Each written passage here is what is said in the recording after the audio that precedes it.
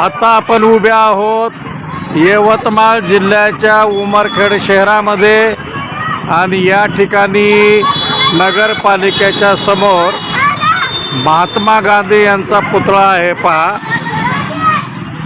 आणि या पुतळ्याच्या समोर हा रात्रंदिवस फडकणारा तिरंगा झेंड्याचा स्तंभ आहे।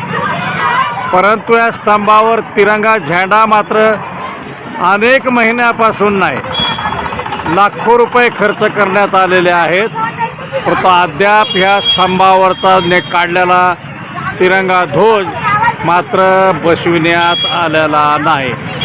पहा, हे जे चारचे समोरचे पोल दिसतात, हे पोल रात्रीला तिरंगा ध्वजावर प्रकाश पडावा आणि एक सुंदर आणि मनमोहक चित्र दिसावं म्हणून केलेलं आहे। परंतु या ठिकाणच्या ह्या विद्युतीकरणातही सुधारणा झालेली नाही आणि तिरंगा झेंडाही गायब आहे। त्याचबरोबर आपल्यासमोर हा महात्मा गांधीचा पुतळा दिसत असेल तर महात्मा गांधीच्या हातातील काठीही गायब झालेली आहे। म्हणजे काठीच नाही हातामध्ये। महात्मा गांधीच्या पूर्ण आकृती पुतळ्यामध्ये हातामध्ये त्यांच्या काठी असते, परंतु या ठिकाणी त्यांच्या हातामध्ये काठी नाही।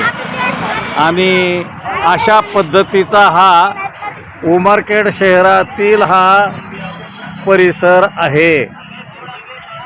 आता 15 ऑगस्ट जवळ आलेले आहे आणि या ठिकाणी हा तिरंगा ध्वज कधी फडकणार, कधी फडकवण्यात येणार याबद्दल नागरिकांना आता उत्सुकता लागलेली आहे।